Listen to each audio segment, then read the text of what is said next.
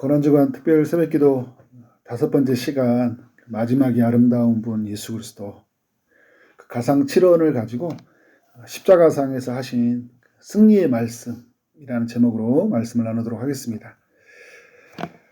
하루를 다 보내고 났을 때 여러분은 어떤 고백을 하십니까? 잘 살았다. 오늘 내게 주어진 일 잘 마쳤다. 이런 고백이 나오신가요? 인생을 다 마쳤을 때 하나님 앞에 이제 가기 전 우리가 어떤 고백을 할 수 있을까?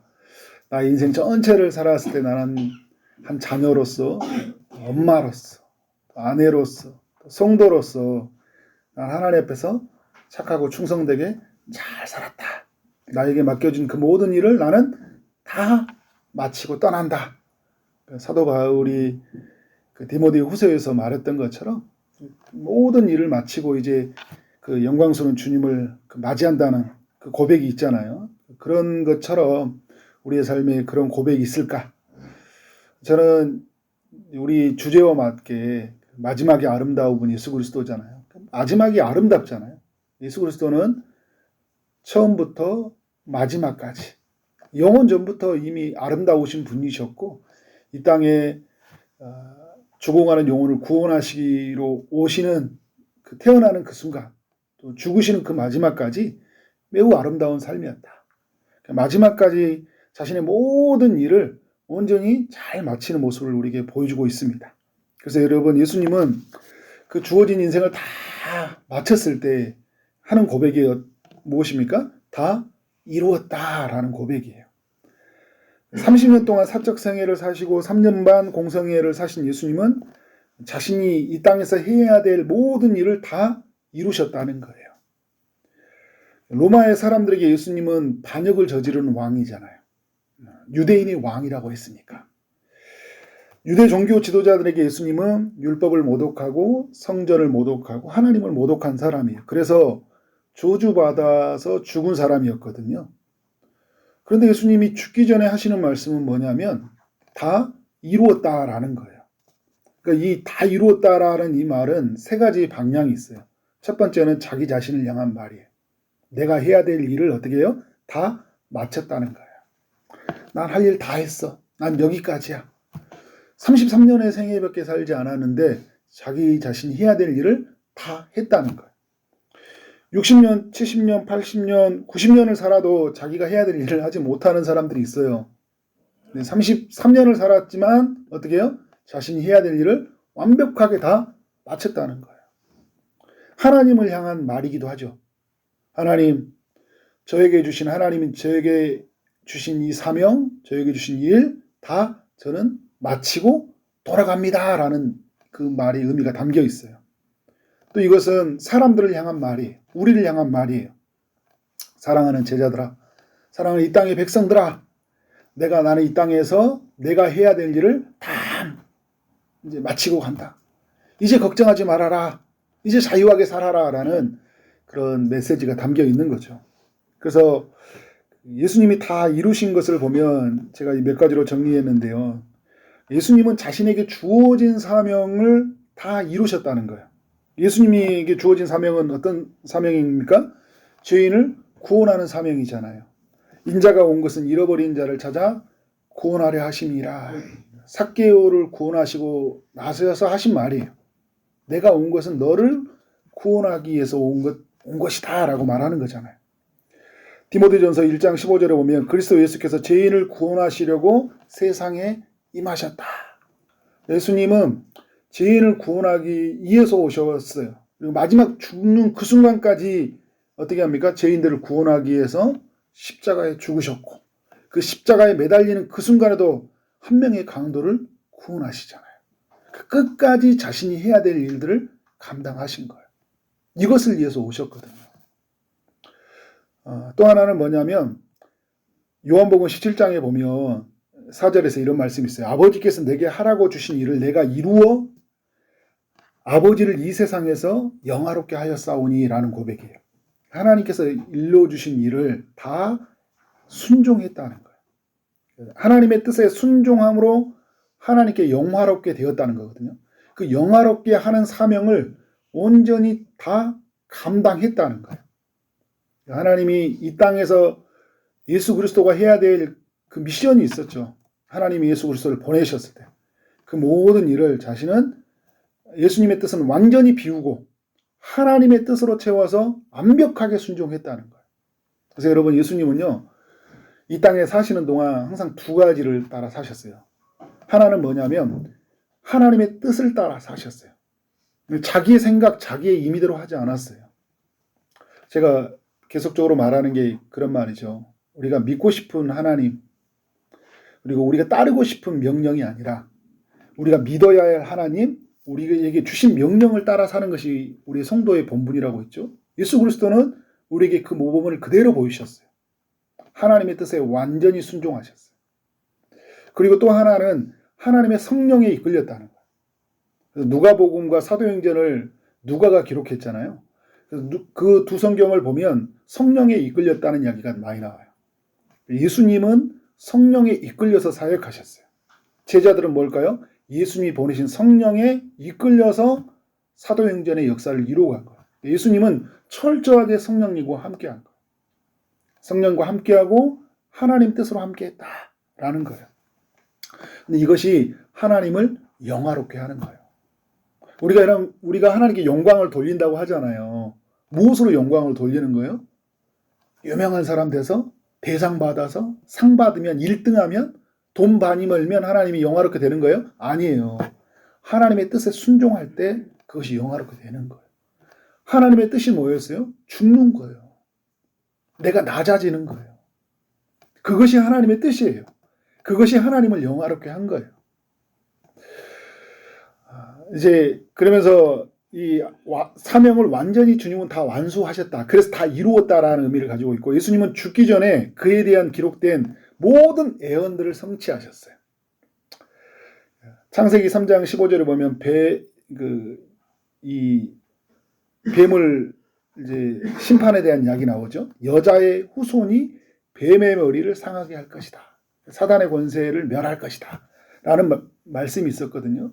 그 예언의 말씀이 예수 그리스도의 그 십자가의 죽음과 그 부활로 말미암아 이제 성취해 가는 거죠. 창세기 22장 18절에서 아브라함의 후손으로 오신다는 그 약속이 성취되었고, 사무엘하 7장 12절과 13절 다윗의 후손으로 오신다는 그 메시아 예언이 성취가 되었어요. 미가서 5장 2절에 베들레헴에서 태어난다는 것이 성취가 되었고, 이사야 7장 14절 그의 어머니는 처녀일 것이다 라는 예언의 말씀이 성취가 되었어요. 예수님이 이 땅에 태어나시고 오신 그 예언이 성취가 되었고, 또 십자가에서 이루어진 그 모든 예언들이 성취가 되었어요. 예수님이 제자들에게 버리는 예언들이 시편의 31편에 나와 있고요. 그리고 재판관 앞에서 침묵하시는 이야기, 그리고 그의 죄가 무죄로 밝혀지는 이야기, 범죄자로 헤아려진다는 이야기, 십자가에 못 박히고 구경꾼들의 조롱이 되고, 그리고 사람들은 비아냥거리고, 그리고 예수님의 옷을 제비 뽑는 이야기들, 그리고 온수들을 위한 기도, 그리고 하나님께 버림받음, 어제 말씀 나눴던 목마름의 이야기까지 이 구약의 성경은 예수님에 대해서 예언해 주고 있어요. 십자가에서 지시는 예언들을 말씀해 주고 있다는 거예요. 그리고 목이 마른 후에 사람들이 신포도주를 마시게 했어요. 근데 이것도 시편 69편 21절에서 예언이 되었다는 말씀이에요.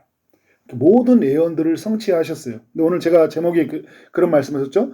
죽기 전에 그에 대한 기록된 예언들을 성취하였다.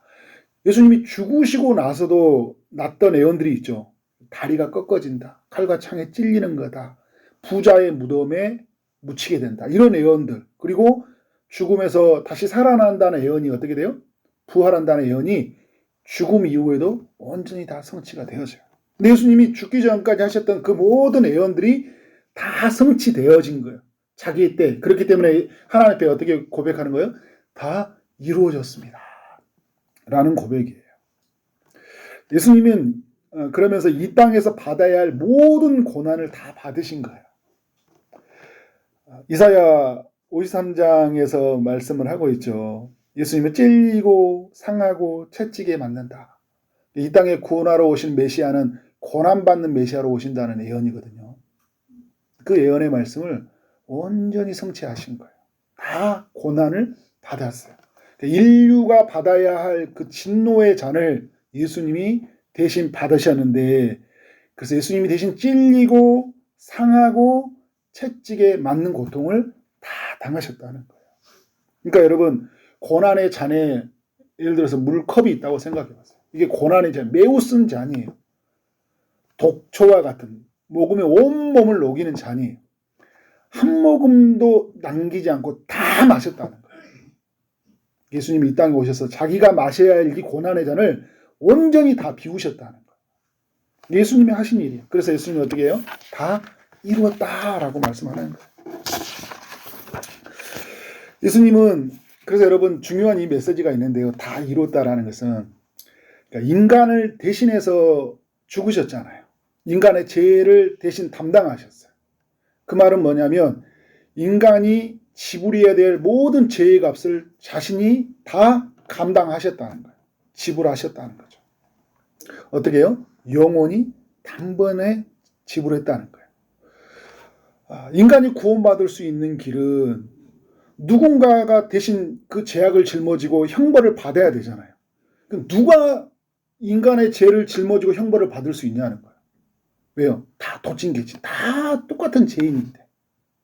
누가 인간을 대신할 수 있는 거예요? 오직 죄 없으신 예수 그리스도만이 그 짐을 대신 짊어지실 수 있는 거예요. 그래서 주님은 이 땅에 대신 지식이 오셨고 마지막 순간에 그 모든 짐을 지고 인류를 위해서 대표로 하나님 앞에서 고난의 짐을 다 받으신 거죠. 근데 고난의 짐을 받으시는 이것은 죄의 값을 다 지불한 것과 같다. 제가 자주 쓰는 표현이 있죠. 우리 1층에서 막 예전에 뚠뚠이 김밥 썼는데 사라졌어요.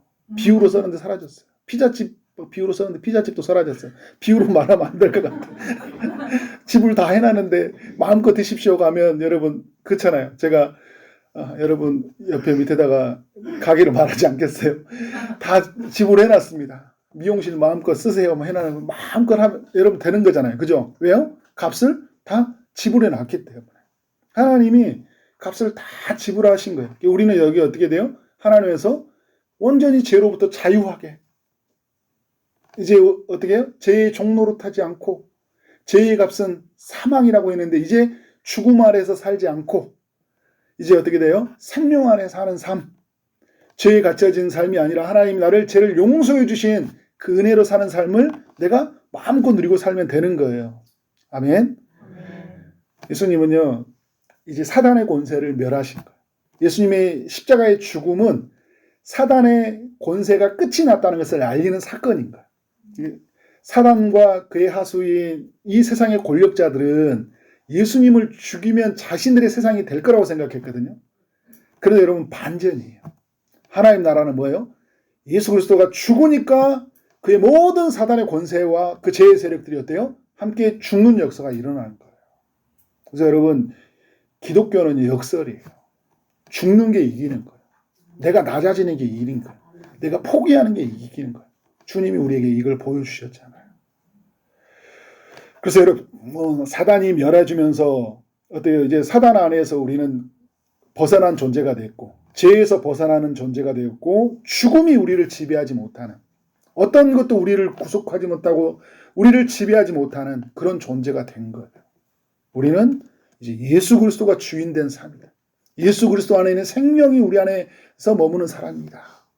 그리스도가 우리에게 자유를 주셨잖아요.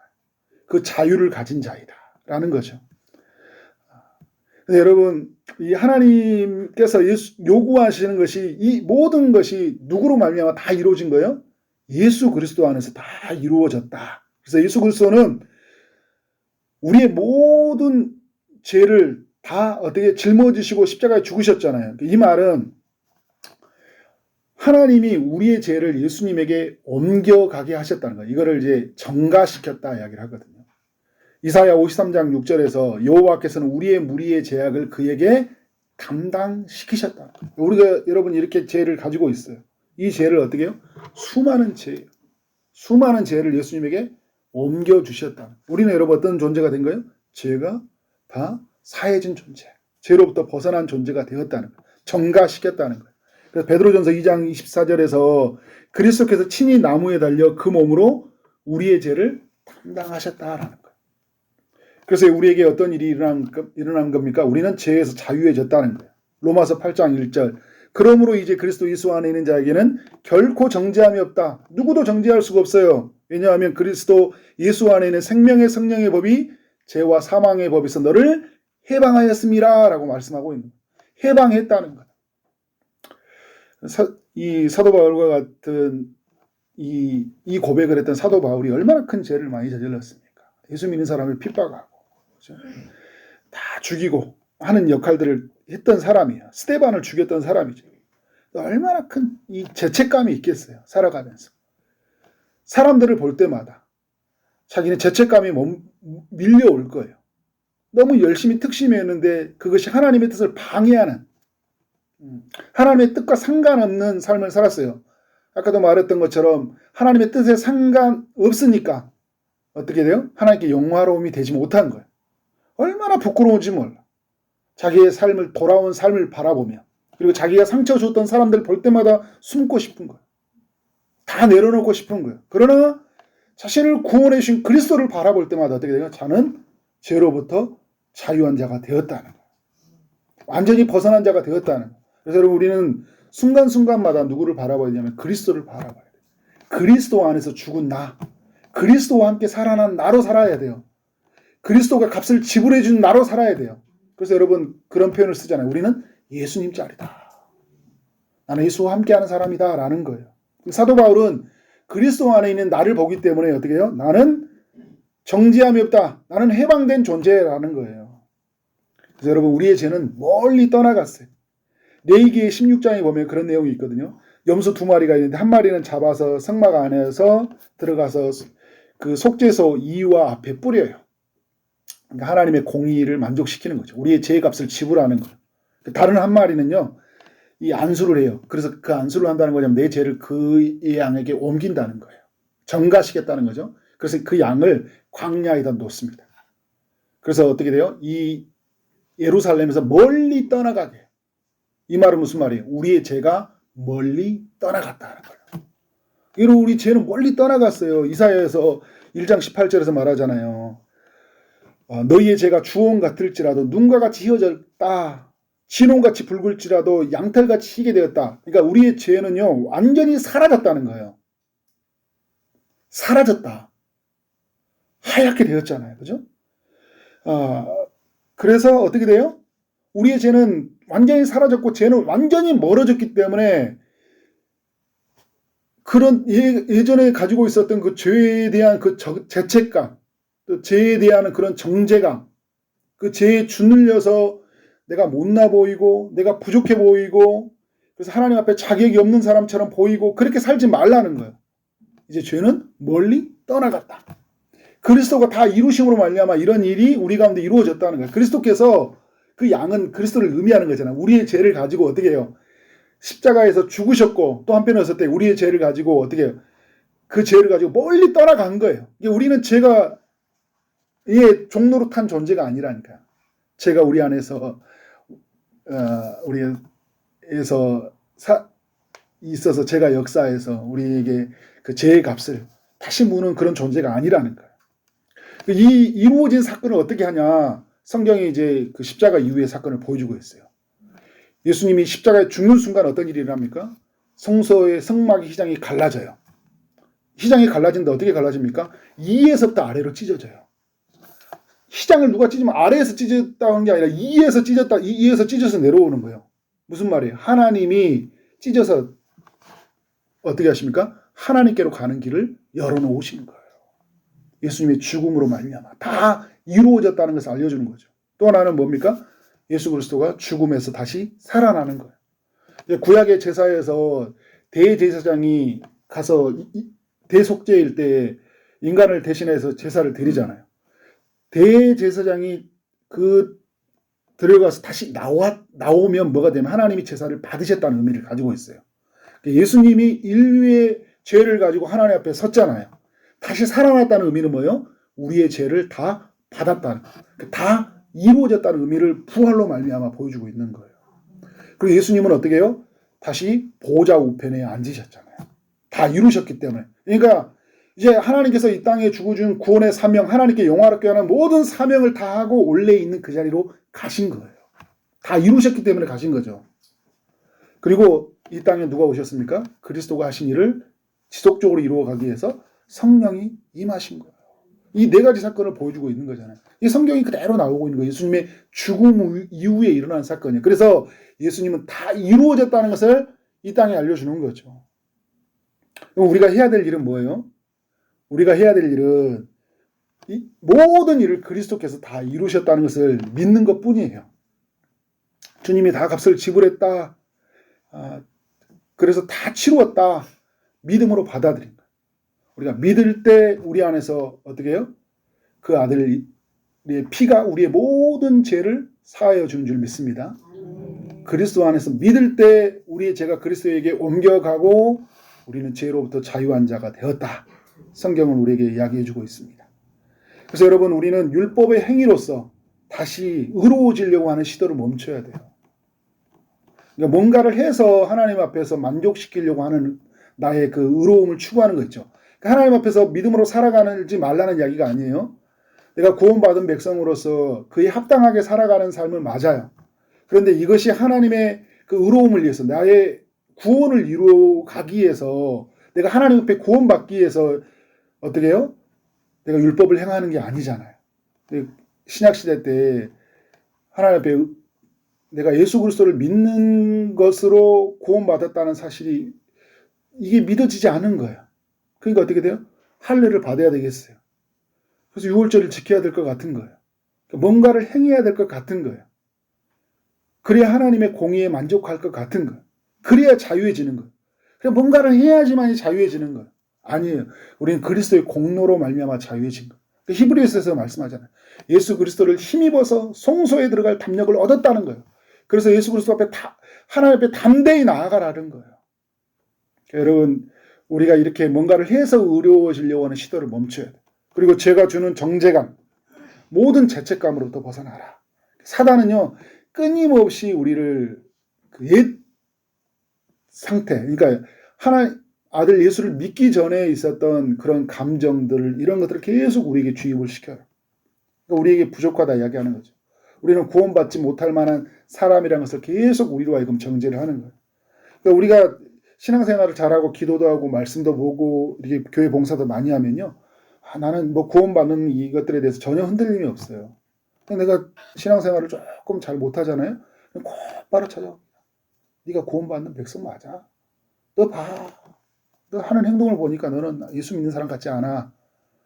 그런 거 보니까 내가 예수 믿는 사람 같지 않은 거예요. 어때요? 그러면 거기에 찾아오는 그런 정죄감, 죄책감에 짓눌렸을 때요, 나는 마치 구원받지 못하는 사람처럼 살 수 있다는 거예요. 우리의 신분을 왜곡해요. 그리고 그리스도께서 하신 일을 우리와 하여금 계속적으로 무효화시키려고 한다는 거예요. 이런 시도들이 얼마나 많이 있는지 모릅니다. 교회사에서도 굉장히 많이 있어요. 그러니까 잘못된 교리를 가르치는 사람들이 있어요. 진입과 머무름, 이런 이야기들 하는 사람이 있어요. 진입을 했는데 내가 머물렀을 때, 진입은 믿음으로 들어갔는데 하나님 나라, 머무르려고 할 때는 내가 그것을 행위로 지키지 않으면 나는 탈락할 수 있다. 막 이런 이야기를 하는 사람들이 있어요. 그래서 하나님이 아들이 예수께서 이루신 일을 무효화시키는 굉장히 이거는 악한 행동이에요. 그런 말씀에 여러분 귀를 기울이면 안 돼요. 지금 여러분 유튜브에 보면 이렇게 우리의 구원을 왜곡시키는 말씀이 얼마나 많이 있는지 몰라요. 굉장히 많이 있습니다.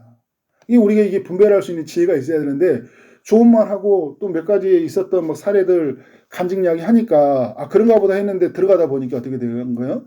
예수 그리스도 없는 구원이 얼마나 많이 있는지 모릅니다. 그래서 우리는 이런 모든 정죄감, 죄책감으로부터 벗어나야 돼요.